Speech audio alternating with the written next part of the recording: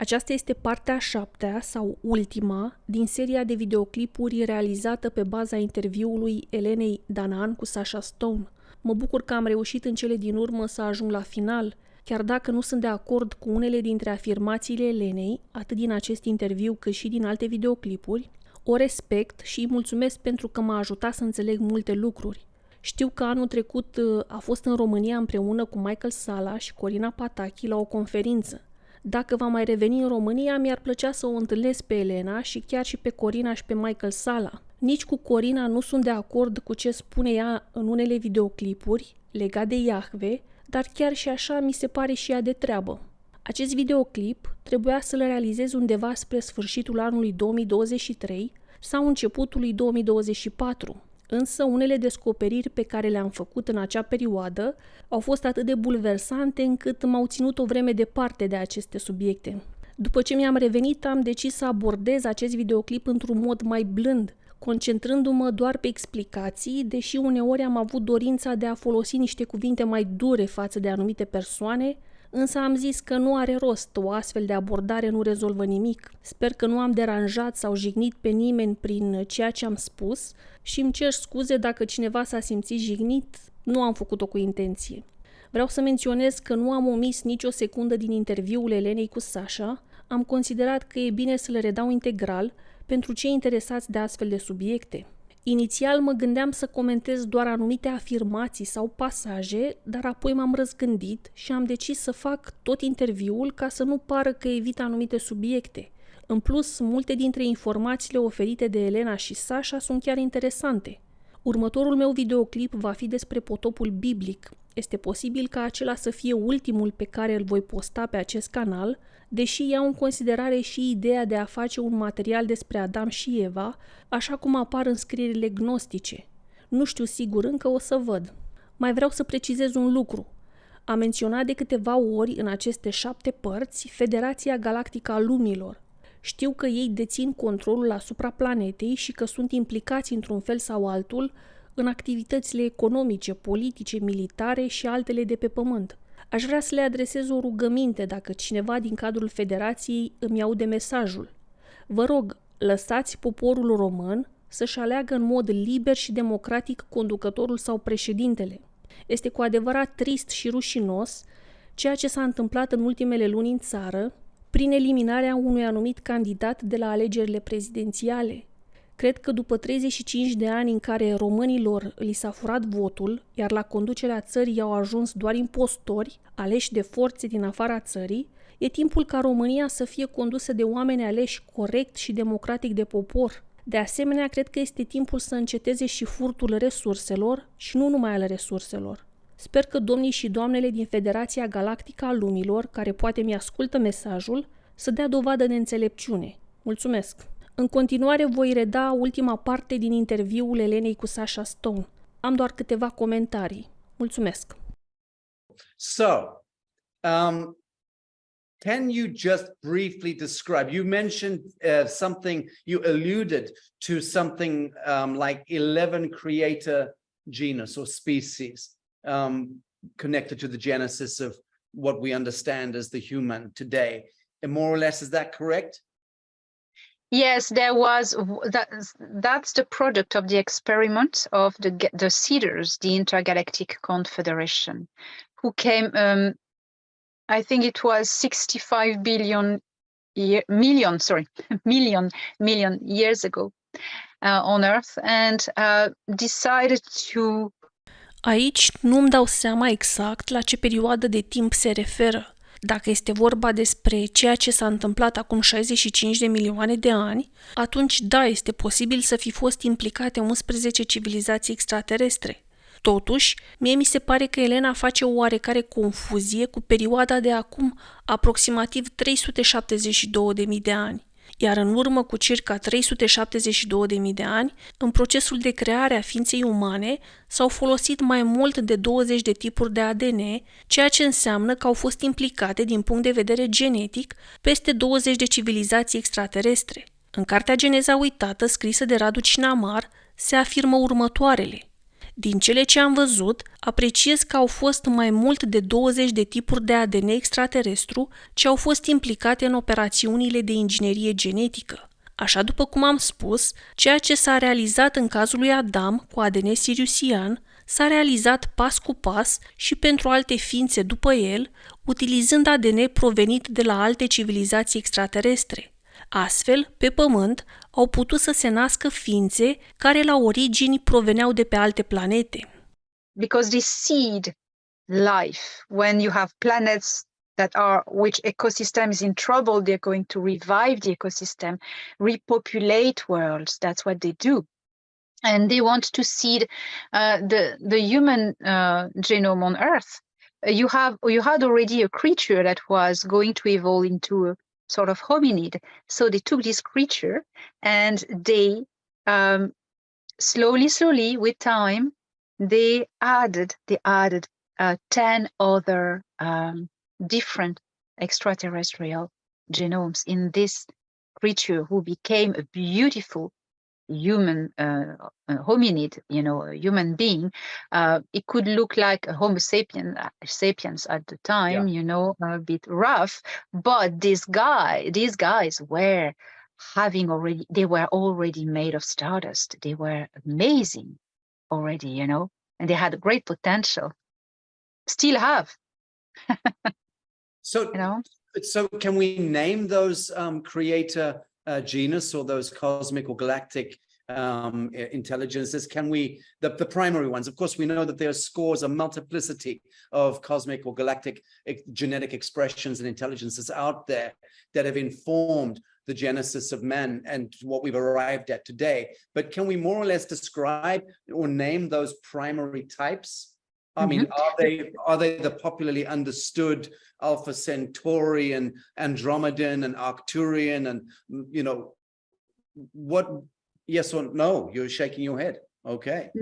No. These were from other galaxies. Tot din cartea Geneza uitată, scrisă de Radu Cinamar, aflăm că principalele civilizații extraterestre implicate în proiectul genetic de pe Pământ pentru crearea și evoluția ființei umane sunt Anunnaki sau Siriusienii, Arcturienii, Pleiadienii și alte câteva civilizații extraterestre avansate din punct de vedere spiritual și tehnologic. Acestea formează ceea ce se numește Alianța Galactică. Mă refer aici la proiectul genetic început în urmă cu aproximativ 372.000 de ani. Este posibil ca în urmă cu circa 65 de milioane de ani, grupul de ființe extraterestre care a început primele experimente genetice să fi fost numit Confederația Galactică. Cu toate acestea, și în acea perioadă, principala civilizație extraterestră implicată pe Pământ a fost cea siriusiană, mai exact extraterestrii din sistemul Sirius A. Conform cărții Cristalul Eteric, scrisă de Radu Cinamar, Terra este considerată planeta de suflet a siriusienilor, aceștia fiind cei care au terraformat-o și au pregătit-o pentru a susține condițiile favorabile apariției vieții inteligente sub forma ființei umane. În aceeași carte, autorul menționează chiar și numele unei ființe extraterestre feminine din rasa siriusienilor, fiind vorba despre Orma. Orma, în urmă cu aproximativ 65-70 de milioane de ani, era un cercetător foarte bun, specializat într-o branșă pe care noi am putea să o numim în prezent ca fiind nanobiologie planetară, deoarece ea avea profunde cunoștințe în domeniul cuantic, în cel al naniților, al energiilor mari și al forțelor fundamentale, în particular al celei de gravitație. Ea era atunci șefa compartimentului de cercetare a misiunii galactice a extraterestrilor siriusieni. Ideea ei de a plasa nava amiral siriusiană, care este Luna, în apropierea Pământului, a avut un impact pozitiv, extraordinar asupra vieții și ecosistemului de pe Terra. Am putea spune că, pentru ceea ce a făcut atunci, Orma poate fi numită prima mamă a umanității. Așadar, extraterestrii siriusieni pot fi considerați primii și adevărații părinți ai civilizației umane și deținătorii sau custozii acestei planete. And they were named the main leading culture in this group of 24 scientist groups were the Patal, the very ancient culture from they are so ancient that we cannot really trace from what galaxy they originate, you know. The cultures you just named before, the Andromedans, Pleiadians, they are from our galaxy, this galaxy, Nataru, that we name here the Milky Way. But the Cedars, they are from other galaxies. So they're nothing to do with the people who live here. So the Patal are tall humanoid beings with a long neck. Oh, they are beautiful. They are beautiful. Bald head, big eyes, magnificent, very graceful. And then you have the Alteans. The Alteans are tall white people. Long white hair or yellow hair, like creamy hair, slanted eyes, very like Asian eyes, but clear. They're beautiful. And these two are two main geneticist cultures. And then you have others I forgot. I wouldn't be able to name the 24. Este posibil ca și civilizația extraterestră numită Patal să fi fost implicată, însă nu pot confirma acest lucru, deoarece doar pe Elena am auzit-o menționând numele acestei civilizații. Așa cum am spus anterior, principala civilizație extraterestră implicată pe Pământ în procesul de terraformare a planetei, precum și în crearea și evoluția ființei umane inteligente, a fost, și cred că încă este, civilizația siriusiană provenită din această galaxie. Nu știu nimic concret despre rasa Patal, dar nici nu exclud posibilitatea ca ei să fie avut un rol. În ceea ce privește altienii sau civilizația altienilor, nu am auzit de ei până acum, așadar nu pot nici să confirm, nici să infirm implicarea lor. După cum sună numele lor, altieni, tind să cred că ar putea fi o referire la atlantieni. Poate că au trăit odinioară în Atlantida, iar apoi au plecat pe alte planete sau chiar în alte galaxii, unde și-au continuat existența. Este desigur posibil ca în proiectul genetic de pe Pământ să fi fost implicate și civilizații extraterestre din alte galaxii. În cartea Misterul din Egipt, primul tunel, scrisă de Radu Cinamar, se vorbește despre o galaxie care a fost distrusă. Poate că unele civilizații din acea galaxie îndepărtată s-au refugiat în galaxia noastră și au participat ulterior la experimentele genetice de pe Terra, dorind astfel să-și refacă propria civilizație. Cu toate acestea, așa cum am menționat și înainte, cei care au contribuit în mod esențial la crearea ființei umane pe Pământ au fost civilizațiile extraterestre din galaxia noastră. În cartea Geneza uitată, Radu Cinamar vorbește despre siriusieni, arcturieni, pleiadieni și alte câteva civilizații avansate din punct de vedere spiritual, care s-au implicat profund în acest proces. Eu cred că fiecare galaxie are o formă de conducere compusă din cele mai avansate civilizații din punct de vedere spiritual și tehnologic din acea galaxie și reguli bine stabilite. Nu cred că o civilizație extraterestră sau un grup de civilizații extraterestre din afara galaxiei poate veni pur și simplu aici și să înceapă să răspândească viață fără acordul celor care guvernează această galaxie sau zonă din galaxie. Dacă o civilizație dintr-o altă galaxie a venit aici, pe Terra, pentru a se implica în experimente genetice, sunt convinsă că a cerut și apoi a primit acceptul conducerii galaxiei noastre. Eu cred că există niște reguli între galaxii, nu trăim într-un haos cosmic unde fiecare civilizație extraterestră face ce dorește și unde dorește. So bringing it closer to home, speak about Mars and the relevancy of this emergent theme or story of Mars and life on Mars, and we need to visit Mars. What's the connection with the Martians and Mars, and what would we find inhabiting? Who would we find inhabiting Mars today? So Mars is the closest inhabitable world that is easiest of access. So that's why we're talking a lot about it. Mars has been inhabited for a very long time before the fifth planet, Maldek, just exploded and wiped all the atmosphere of Mars. There were civilizations on it, different ET civilizations, and I know of 4 local and civilizations there. Some of them were coming from other galaxies or the star system, but they were living there for such a long time that they were Martians. So they were The 4 that I know I've been made aware of. The two ones who still live there are a type of reptilians, the Tiru. They are very nice and very spiritual people. They're pacifist. And you have insectoids, very territorial. They are not warmongers, but they defend their territories when needed. Then who lived there but escaped when Maldek exploded were what we call now the Sasquatch and what we call now the Ant people. And they're refugees on Earth. Some refugees on Venus, but most of them refugees on Earth. And what about human population having been exfiltrated to Mars, I believe, since the 1970s? But what of that? We'll find a human population there as well.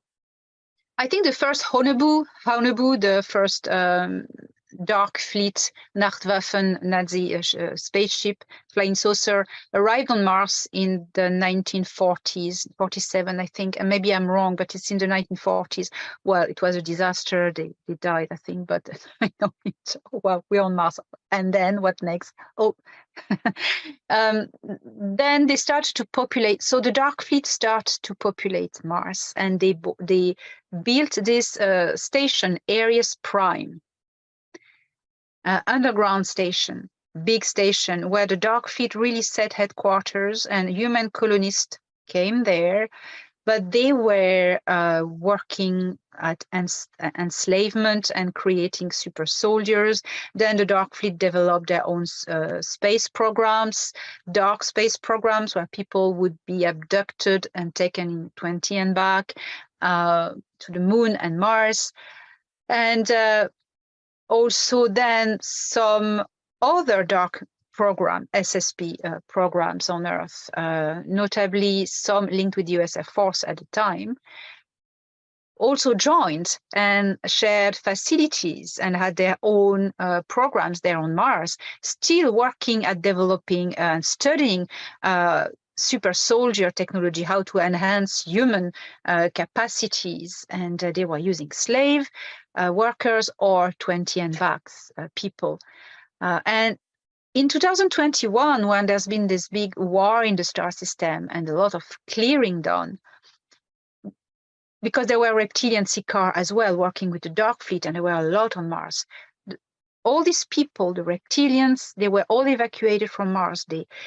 What happened is the Galactic Federation of Worlds, on Earth, they work with the White Hat, the Earth Alliance, empowering the locals to fight against their tyrants, against their slave masters. They're empowering the locals, the local alliances, to win their own wars. And they're not saving people. They're giving them the tools and training them that they save themselves. They did the same for Mars. They created the Mars Alliance, Tyr Alliance, where they trained the local reptilians. The insectoid, it was a bit more difficult to train them, but they trained the local reptilians. They trained resistance, Maquis resistance, and they formed them, they give them weapons, and they could take over the bases while the Federation was fighting in space. And then the whole perspective changed with Mars, end of 2021 and 2022. In 2022, new colonists could finally arrive, and we start to hear about, Elon Musk thinking about developing cities on Mars. They are already there, but we need to catch up psychologically. Right. Exactly right. It's just tinkering with the conceptual frameworking so that we can begin to have this new storylines installed without, as you say, mass panic or pandemonium. Aici trebuie să-i dau dreptate Elenei. Din ceea ce am găsit și eu pe internet, pare că da, există orașe sau baze umane pe Marte. De curând am postat în videoclipurile scurte un clip despre o carte veche scrisă de Wernher von Braun, cel care a lucrat atât pentru naziști cât și pentru NASA. Cartea se numește Proiectul Marte și în ea se afirmă că Marte este populată, că există oameni, orașe, iar liderul local, coincidență sau nu, se numește Elon.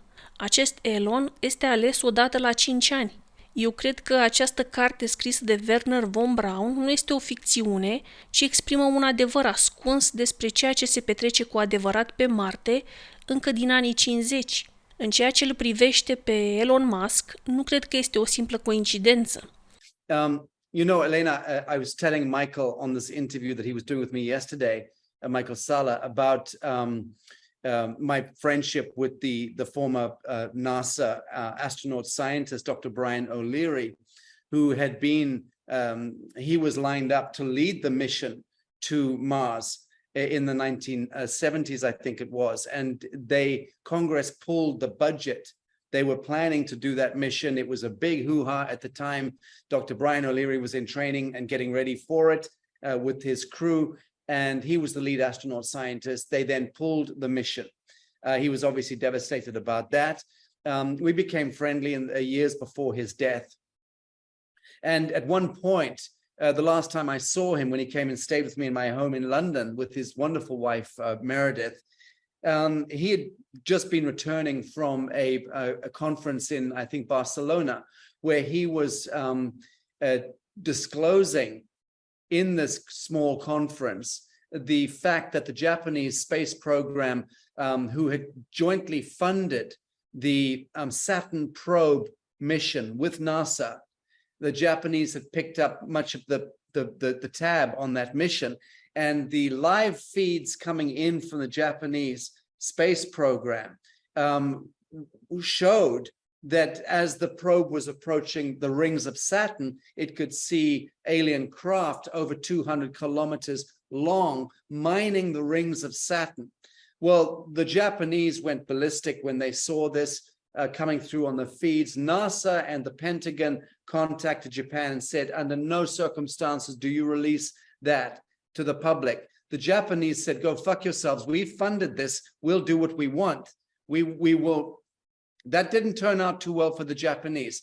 Fukushima and all sorts of takedown of Japan followed resultantly. Yep. And if you remember, the 80s and 90s, Japan was taking over the world. It was buying up everything. It was a booming economy. And the Sabbateans took Japan pretty much down and threw them back 50 years. But the point I'm making is this, is that Japan was ready for disclosure decades ago. They contacted Dr. Brian O'Leary and asked him to please, as an agent of disclosure and a former NASA astronaut scientist, will you please tell the world the truth? And here are the photographs. I saw them of these alien craft mining the rings of Saturn. I'm leading here to my next question, which is, you mentioned intriguing discoveries on Saturn and fascinating phenomena surrounding Jupiter. Can you just provide further insight into these remarkable findings and, again, their implications on us Earthlings? Sure. Well, Jupiter, behind Jupiter is a stargate, a natural portal, natural stargate that is locked in the most distant orbit of Jupiter, so it goes with it. This stargate has been used by extraterrestrials to come into our star system. There is a network of wormholes and stargates in the whole universe, and you can take shortcuts. You can jump from one to the other and travel very fast. So that's one of them. And recently, NASA had started talking about this a stargate that just disturbs the course of asteroids or comets when they pass nearby, and that's kind of a portal. Anyways, that portal has been some secret space program witnesses have been talking also about this. I know Tony Rodriguez describes going through this stargate. I was one taken through it. It's not a pleasant experience. I'm not looking forward to do it again, indeed. But yes, so and that's why around Jupiter there is so much people. Everyone is around Jupiter. Why? The fleet of the Intergalactic Confederation, 500 motherships at the moment. Enki has moved the Nibiru ship there.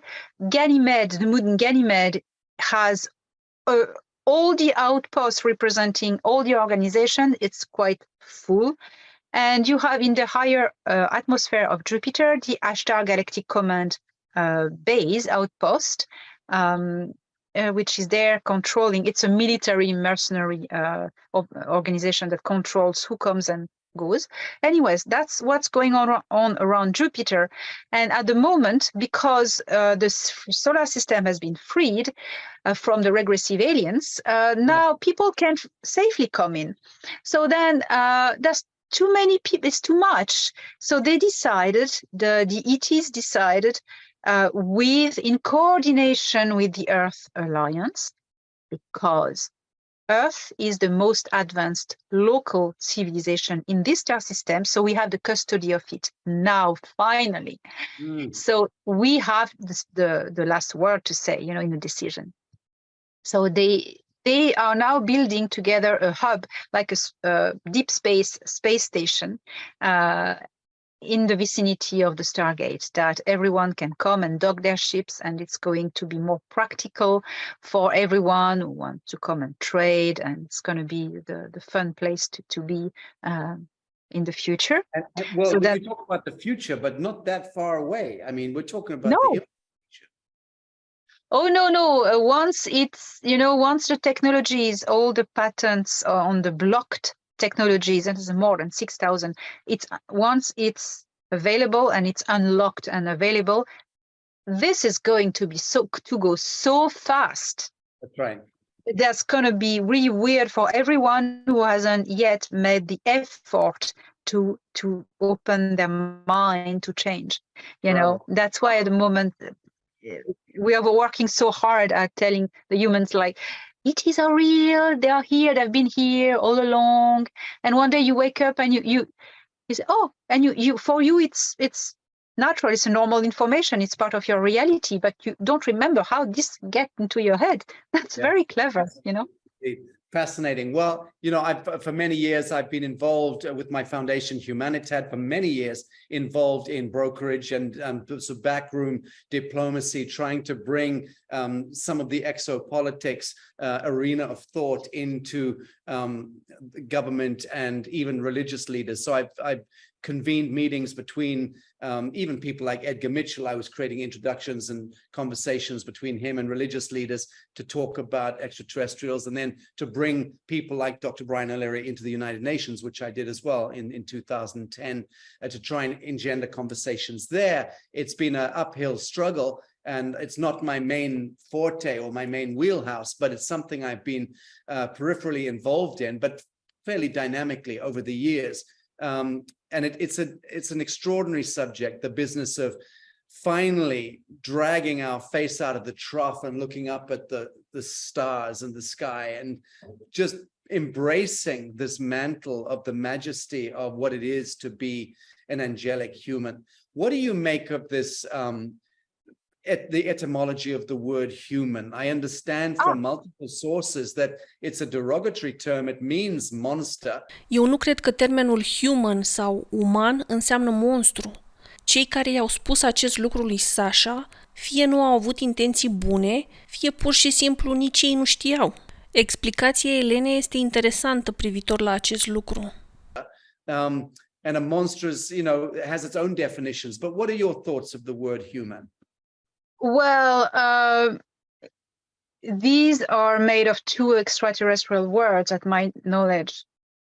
Hu means the human consciousness, the consciousness of the human species, and every species has a different structured consciousness, a different frequency essence of consciousness. And Hu is the would say human consciousness, human soul, so it's a type of consciousness. And Man is an original star system in the Lyra constellation, where the Hu were first seeded. So they are the Hu from Man that have spread, which is a bit not right on Earth, because we shouldn't call us Hu Man from Man, because we were not coming from Man. We were seeded there by the Intergalactic Confederation in the second time, and as a second experiment in time. We should call ourselves the Hu Terra, the Terra who, the humans of Terra, you know. Interesting. So that's how I'm explaining this. So finally, a kind of moral conundrum here, and a philosophical question, and one that speaks to the root of our spirit, the human spirit, which, as you rightly say, is steeped in trauma. And we are a foundationally traumatized genus. And it's a calamity, because that trauma is what begets bad ideation. And as we project bad ideas into the field, ideas based on scarcity, on fear, on trauma, that's how blood cult emerges, and the death spiral mechanics emerges, and war and disease and poverty become the source code of our civilizational cycles because of this, again, foundational trauma. Now, we didn't ask, presumably at the soul level, to be traumatized and butchered and subjugated and genetically manipulated and abducted. And so don't you think that all of this speaks to a great wrong action on the part of the gods? Why engender suffrage, the trial of separation, sorrow, misery, and blood cult onto an unsuspecting species that you're creating? Because while you are focused on striving, surviving, paying your bills, eating, you do not focus on developing yourself, becoming who you are, developing your potential. You just, if you are in a survival mode, and that's what the deep state has always wanted us to keep us in survival mode, dependence mode from governments, etc., money, etc., that we are, as slaves, only focus on surviving, on our dependence, working to pay our bills, etc. And while we do that, we do not focus on the real stuff. Who are we, and developing our potential, unlocking our potential. That is why. What I want to say, it went out of my mind. I wasn't, that wasn't quite addressing the question I asked, which was okay, really that's why. The question I'm trying to aim at is, what kind of gods, what kind of creatures, intelligences would program or permit foundational suffrage and misery and the trial of separation? That's my question. It's a condemnation of the gods. Yeah.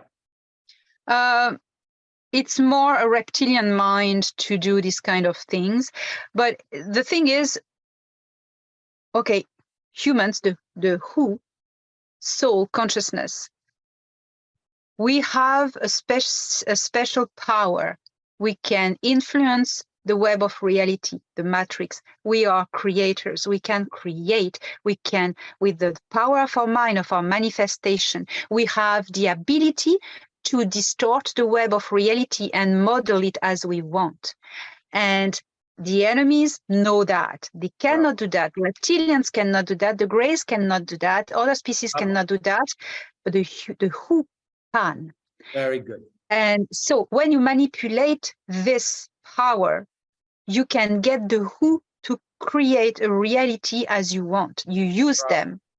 And that's how you are going to come up with psychological operations that are going to, for instance, say, fear everyone, there's a disease coming, wiping the planet, and we're gonna die, and this. So you believe that because you are vulnerable because of the fear. You create the fear vibration, you manifest it, and you start to create yourself that reality. But there's nothing.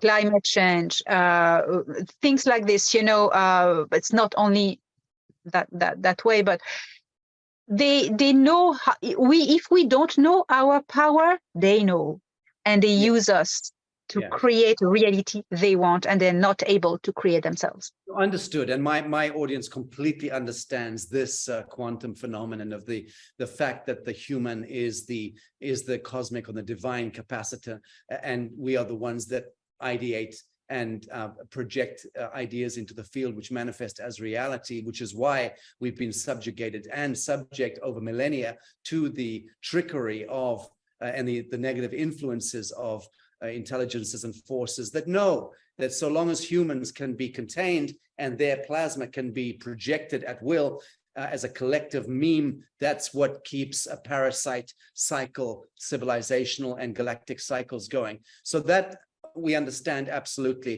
But going beyond Ra, going beyond Enki, Enlil, Nenhusag, and these great Genesis God influences, behind them, surely we have a singularity Godhead, an Atman, an Alpha Omega that is entirely born of love and benevolence, entirely born of affirmation and light. At the origin of everything, you have source, the creator source, the origin singularity of everything that lives in no space and no time. Okay, it's not on linear time, it's not in a physical space, it's source, it's the original point of everything.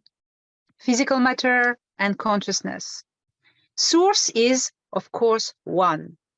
But if it was just one, it wouldn't work, because you need a dynamo, you need an engine to produce something. Okay. So the engine, what is it? It's two electrodes, positive and negative. I mean, creation, destruction. So one is made of two, and two create one. The two is the dynamo, the dynamics, always fighting for balance, with creation always a little bit higher. Destruction is necessary for this fight for balance that is going to create the energy and make the universe works. Destruction will be played out as creation will be played out by the consciousnesses that shoot off from the source, core source. It shoots consciousness all the time and imbues them into matter. Okay, so some of them will play out the destruction agenda, some of them will play out the creation agenda. It can be individuals, it can be cultures, planetary cultures, empires. Yeah. And when one big empires, like the Nebu have been recently, one big empire is subdued and disappeared and is non-existent anymore, another one raises, because trigger and challenge is going to create evolution, is going to make of you a more clever person, stronger person, and you're going to be a better version of yourself, which would have never happened if you were happy in your little world and nothing comes and challenges you. Very It's good. tough, but that's the dynamics of the universe. And when you understand that, this is, the day I remember this, now everyone who comes and attack me, if it uses in the past, it used to either upset me or anger me. And I was thinking, oh, because it resonates with a wound in myself I need to heal. Thank you for showing me where the healing is. Bravo. And now, people, there's a lot of people, I take my example because it's easy, I know it. People are going to gather in groups to hate me. They feel compelled to hate me and criticize me. And some are so obsessive. And, when you know this, when you have this higher perspective, you take it as an honor and privilege to play the role of the trigger for this person that in me, they see their own wounds, and then it comes at the surface and they're able to, once they identify it, to heal it. And it is a privilege to do that, to play this role to other humans who are going to discover this. So when you need to see everything from the higher perspective of source, and everything makes sense. Indeed, it does. The geometry of now is perfect always in all ways. And once we take that seat and that throne of witness in the living moment, and we see the perfection in all things in all ways, that is when joy comes into us. We move into attunement and alignment and coherence with the God within, and we become truly sons and daughters of God in that sense. I'm very grateful for your time. I got a great deal more than I bargained for today, and I'm very, very happy at it. And I'm greatly looking forward to seeing you on the panel as well at the symposium. Elena Danaan, thank you so much for joining me today. Thank you, Sacha, for all you do. Thank you.